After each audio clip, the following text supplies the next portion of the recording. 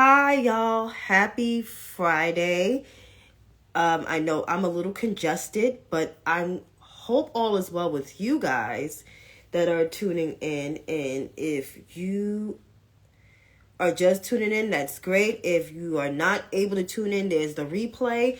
And also, I will post this on my YouTube page and some clips on Twitter. Excuse me if I sound still a little muffled. I am still getting over this allergy thing that I have. I don't know what the hell this is, but it's utterly annoying. So thank you for watching. Let me just get right into it so I don't keep people long, because I know people want to enjoy the rest of their Friday. So according to the Johns Hopkins University and Medicine website for the Coronavirus Resource Center, we have 534,764,441 global confirmed cases of COVID-19.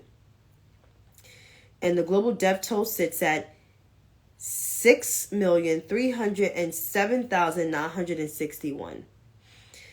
With the U.S. confirmed cases, keep in mind, we only account for 4.2% of the world's population, and we have about 25% of the cases. U.S. confirmed cases are at 85,468,816. And the U.S. death toll is 1,011,164. So I will read this again. Global confirmed cases is at 534,764,441. The global death toll is at 6,307,961. The U.S. confirmed cases are at 85,468,816, and the U.S. death toll sits at 1,011,164. As for vaccinations, over 200,000 Americans received their first dose. That is 264,757,757, which the number is now 221.6 million. That still sits at 67% of the country's population that is fully vaccinated. We're still at 2/3, and it is almost the middle of 2022. Well, we're basically in the middle of 2022. And the vaccine has been out since late 2020 into early 2021. But people got the doses. It was more accessible to them by the time the new administration came in. So with over 500 million global confirmed cases around the world, over 6 million people dead, 6.3 million people dead at that. Here at home, over 85 million people are infected with COVID or had COVID, and over 1 million people died. And yet people are still not listening. Only 2/3 of our country is vaccinated. And according to Dr. Ebony Hilton, which you all should follow on Twitter or on your social media or even on Instagram. I think she has an Instagram account. I'm not as sure. Had a stark report, and unfortunately it got, backseated a little bit, but I would like to share some of it. I'm not going to be long-winded. I promise that.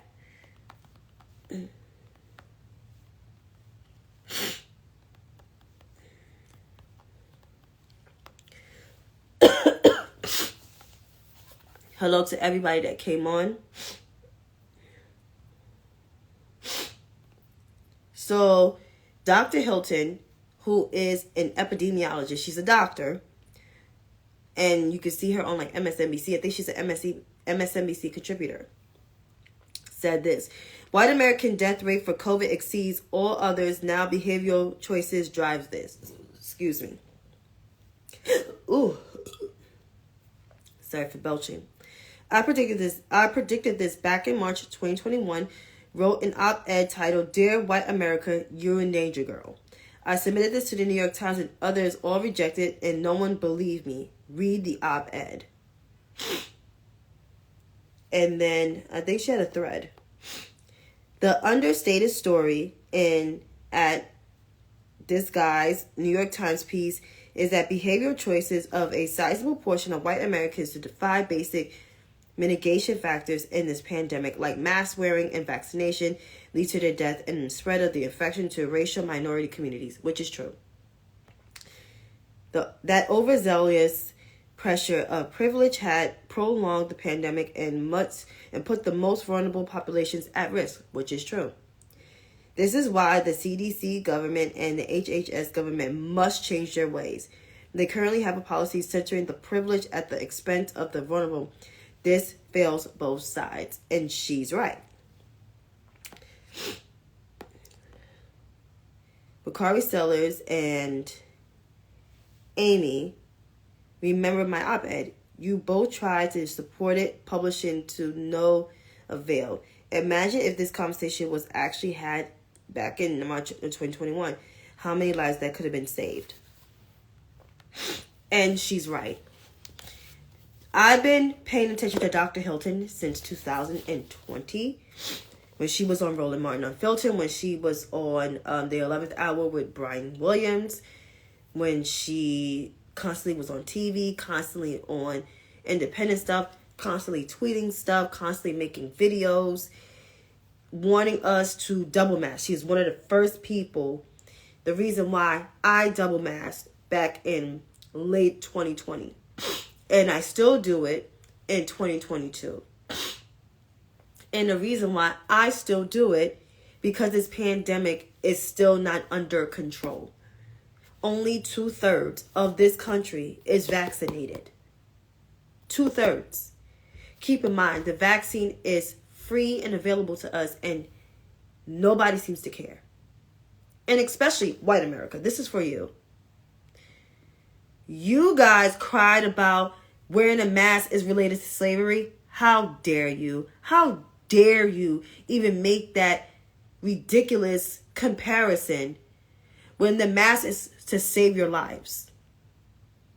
Because of your mess ups and because of you not wanting to mitigate,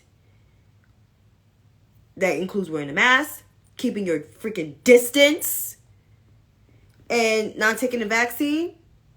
Because not a lot of white people are fully vaccinated. In New York alone, New York City in particular, only 60-something% of white people are fully vaccinated. That's not a lot of people. You know who's the most fully vaccinated group? The Asian American community, the AAPI community, followed by the indigenous community, followed by the Hispanic community. Black and white people are the lowest. And black people will be ready to exceed white people in New York City being fully vaccinated. And because of you, white America, are the reason why we're still in this mess. And the only way we could get out of this mess is if you get the vaccine and wear your damn mask. Because I see a lot of y'all strip your mask away or go on a train without your mask on.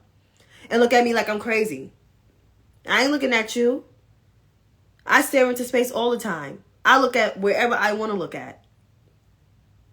But if you keep being like this and ignoring mitigation, you will end up on the ventilator and eventually 6 feet under. And that's all I got to say. That's all I got to say. But Dr. Hilton was right. And people should listen to her more often. That's all I'm saying. But moving right along from COVID.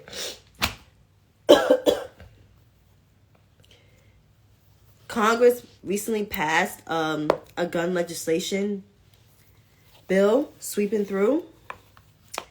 And I would like to look at it quickly. So the House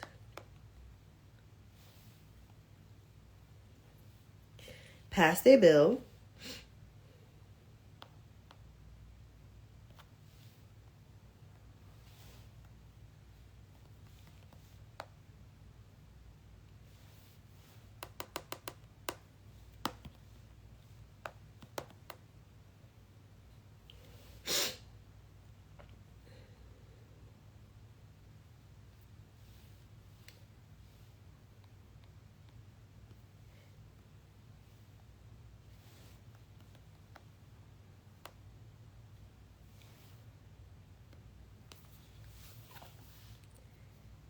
We got to see the most recent bill.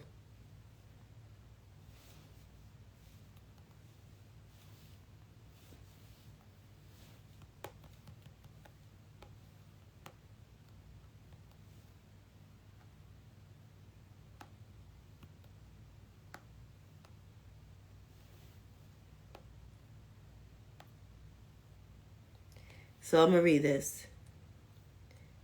So after an emotional testimony from survivors of the recent gun violence and experts, lawmakers voted on measures would curb access to firearms largely along party lines.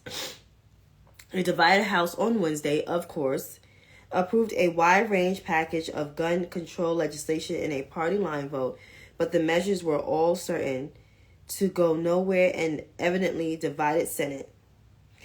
203 to 204 voted came hours after parents and children affected by the mass shootings across the country, including an 11-year-old from Uvalde, Texas, who survived a massacre at her school by smearing blood in a classroom, pretended to be dead, delivered a wrenching testimony to a House committee urging Congress to act on gun violence. In sneering remarks, Dr. Roy Guerrero, a pediatrician who treated many of the victims in Uvalde, described the lawmakers how the children's bodies were messed up basically from the bullets. But of course, the House went from 218 to 205 with Republicans uniformly opposed, including Liz Cheney. We'll get to her soon. And, I'm not surprised. I'm not shocked because this is what they do. Like I said before, time and time again, the Republican Party is not the party of the people. For the people, by the people. They're not patriots. They're not. Because if they were patriots, this would have overwhelming support. This would have been enacted legislation 10 years ago with Sandy Hook.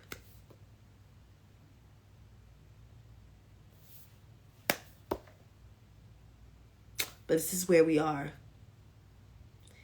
That's why I don't give praises to the Republican Party. I really don't. And people could get mad all they want to, but the Republican Party is the reason why shit is jacked up today. They are the reason why there is an economic divide. There's a lack of generational wealth. It is because of that party. That same party that was in love with Ronald Reagan and George Herbert Walker Bush. And even George Walker Bush. And of course, there was a love with the bum. So, therefore, hey, they just gotta go. They just gotta go. And with the 1-6 committee, which that went, oh my God, Benny Thompson's opening, riveting. And why I love this so much, because my mother's from rural South Carolina. She's not from Mississippi, but she's from South Carolina. And when he spoke that I grew up in Mississippi, my mother grew up in South Carolina. Jim Crow South. Same Jim Crow South that Benny Thompson is from, that he still currently lives. They grew up in a time where they really didn't matter. They didn't really have their full civil rights until like 1965. My mother didn't have her full civil rights until she was like almost 12 years old.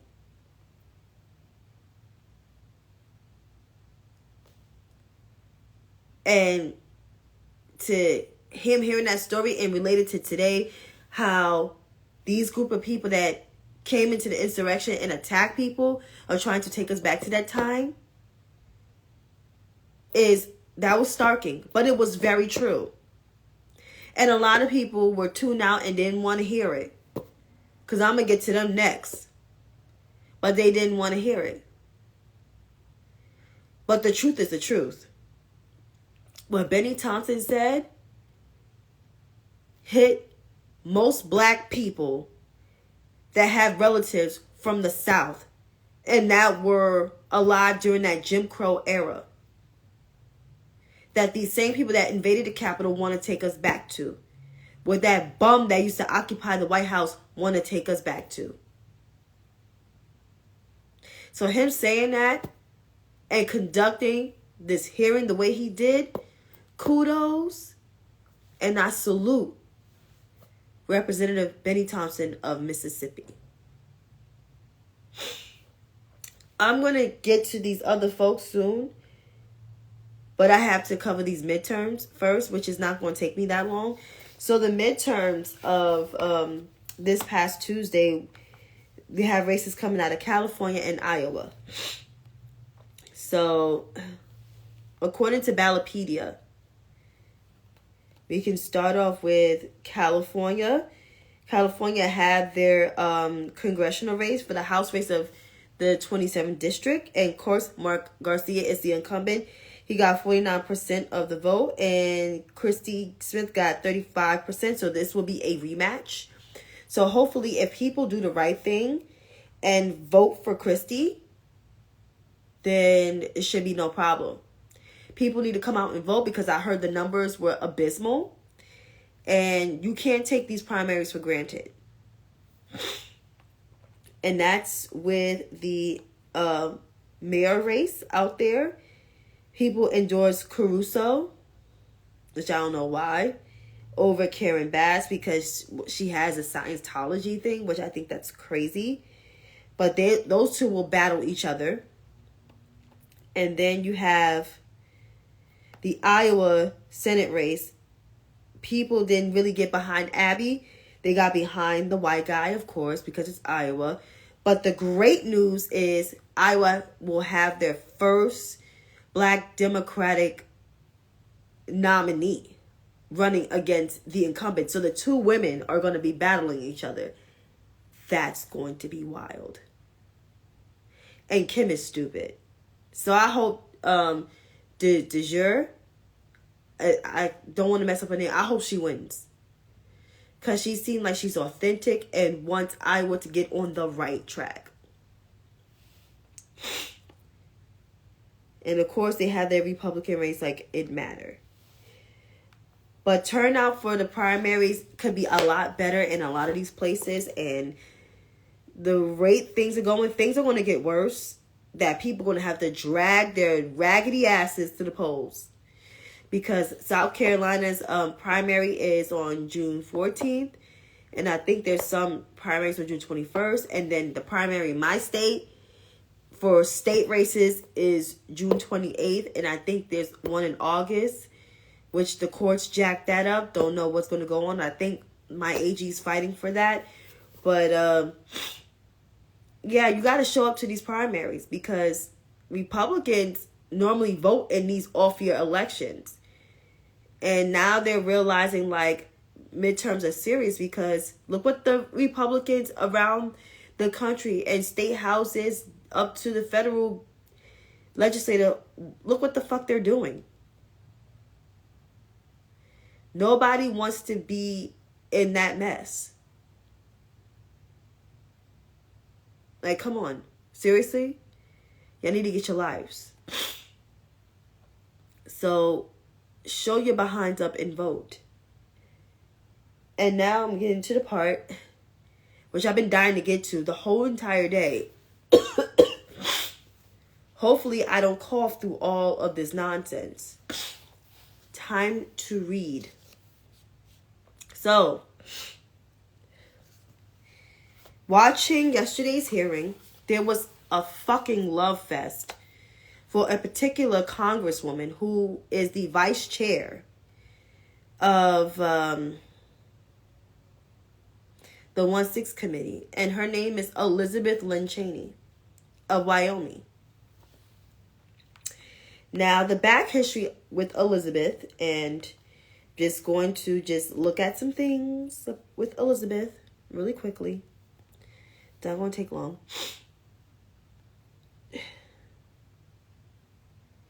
Elizabeth's record of passing bills, she got 18 laws to pass, whatever. Her laws is not really like substantial. So one is accelerating access to critical therapies for ALS, which ALS is important. Pause for Veterans Therapy Act. Women's Suffrage Centennial Coin Act. Colorado River Drought Contingency Plan Authorization Act.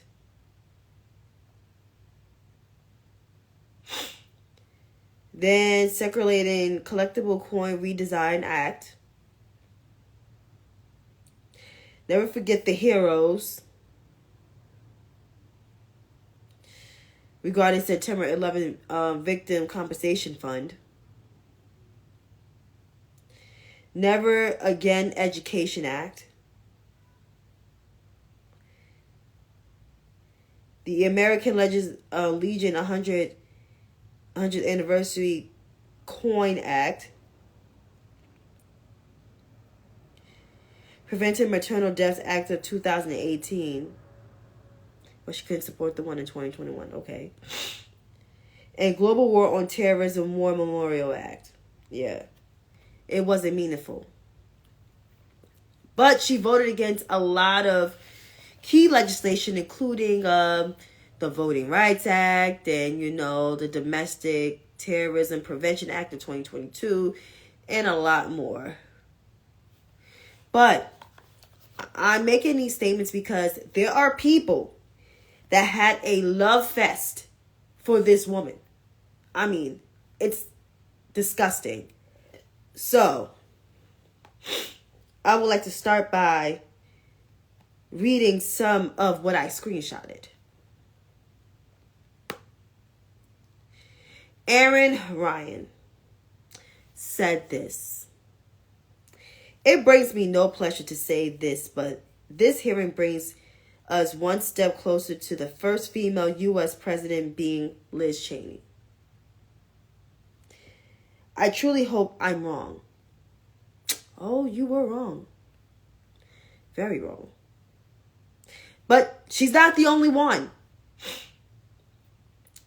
Nancy Sinatra. Frank Sinatra's daughter. Liz Cheney for president. American flag. At Liz Cheney. Andrew Coyne, whatever his name is. Liz Cheney for freaking president. Do not underestimate for 1 second how much courage, physical courage, it takes to do what she is doing. Republicans against Trump. I'll vote for Liz Cheney for president in a heartbeat.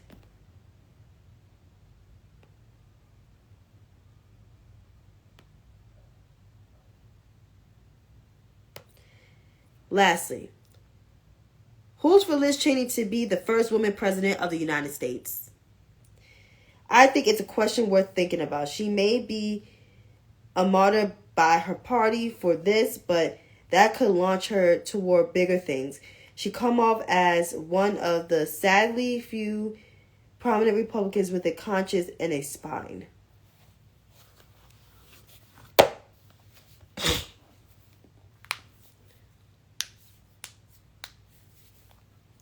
So, Aaron, Andrew, Nancy, David, all of you white liberals out there, let me just tell y'all something. Elizabeth Lynn Cheney will not be elected as the first woman president of the United States, not over Vice President Kamala Devi Harris. I repeat, Elizabeth Lynn Cheney will not be elected as the first woman president of the United States over Vice President Kamala Devi Harris, who is a black Southeast Asian woman. No, it's not happening. Point blank, period. when you had the chance, when you had that chance to vote for your first woman president, which was Hillary Diane Rodham Clinton, you guys was like, oh no, oh my God, she's corrupt. Her emails. But 6 years later, you want to go for someone who voted with the bum, the former bum of the White House, 93% of the time, and voted against legislation that impacts people like me? Oh, you guys got me all the way fucked up on that one. And yes, Sky, the motherfucking nerve.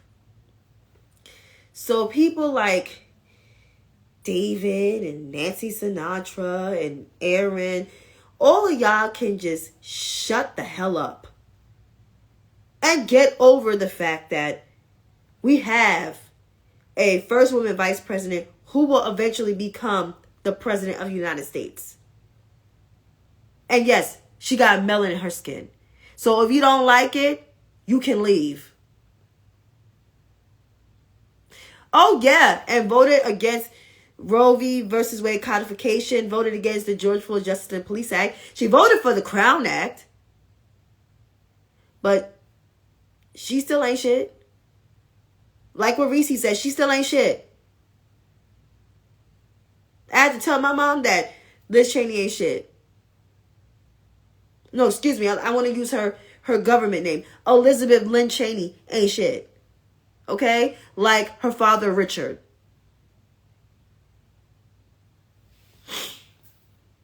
And that's the God to honest truth. Truth to be told. And speaking of more people with their love fest for her, I want to call out the people that keep disrespecting Benny Thompson. I would like to read some of those tweets too while I'm at it. Because I was flabbergasted. So, here goes one person.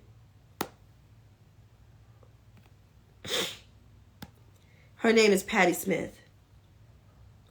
Benny is doing a good job. However, Cheney is being praised so much because she's doing what goes against her own party politic and will probably cost her career. Get it? Fuck is you talking to? So I asked her who the F she was talking to. Benny is great. Benny's doing his job, and that's why he has his job. Liz, on the other hand, is fighting for her whole party and taking the high road with the Democrats. She put with the Democrats instead of standing with Republicans and the big lie. So I said, Patty's a prime example of why black women do not trust the majority of white women to be allies. They will worship the good white Republican over the hardworking black Dems fighting to save our democracy, even with the country hating us so much, which is true. So she blocked me, of course, because she couldn't take the truth. And here goes another one. I like him, but he wasn't great. He stumbled on his words and wasn't very engaging. I love his voice. Some other people said the only issue I have with Thompson is he was not as concise a speaker as Cheney. Since the amount of time they had limited, this can be problematic because he doesn't say as much in a shorter period of time as she did. He's intelligent and a patriot, and that's terrific. Okay, let me just say this to all of you freaking so-called allies, right? All you white liberals out there and saying, oh, he could have did a better job and somebody could be better. Let me just say this. There would have been nobody better to do that job than Benny Thompson of Mississippi. You don't have to be the loudest person in the room. You don't have to always be on camera like some folks. We're not going to say who they are because we know who they are because there's 6 of them. You don't have to be tweeting 280 characters like some folks. We're not going to name them because it's 8 of them. You don't got to be all of that. You could be effective, calm, and measured.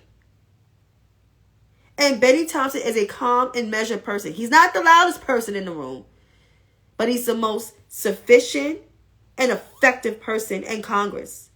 And he's been in Congress for a very long time. So he knows what the hell he's doing. So I'm going to need for all of you white liberals out there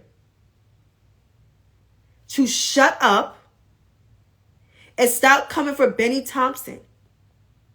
If you mad, I don't know what to tell you. Because Nancy Pelosi picked him and picked him for a reason. So if you mad your fave ain't in there, then don't fucking watch the hearings.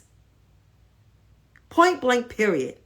And to Scott Jennings and all you Republicans out there coming for Benny Thompson and Marjorie Taylor Greene's trashy ass, let me tell y'all something. You guys are the worst. You guys are the reason why the Republican Party is the way it is today. Scott Jennings and Mercedes Schlapp may not be a Marjorie Taylor Greene trashy ass, but you guys are the reason why this party's the way it is. You guys contribute to the bullshit. So y'all are that reason. And this is to all the other people that's coming for Benny Thompson. Let me just say this to y'all. Benny Thompson don't give a fuck what y'all think. Benny Thompson has been in Congress for a long time, as I said. Benny Thompson is effective and he's measured. As I said before, and I'm going to say this again, you don't have to be the loudest person in the room to make noise or to be seen. You can be cool, calm, collected, and still measured and still get your point across. You don't got to be long-winded. You don't got to be extra. You just need to know what the hell you're doing. And Benny Thompson know what the hell he's doing. And that's why I salute him. So I'm going to end it on that note. Pay attention to what the hell is going on around you. Not just only just to the news, but everything that's going on around you. Because shit is going to get worse that your ass going to have to go to that ballot box. Because something else is going to pop off. If you think these mass shootings is the only thing, there's more to come. So stay tuned and stay alert and stay vigilant. But until then, you guys have a good night.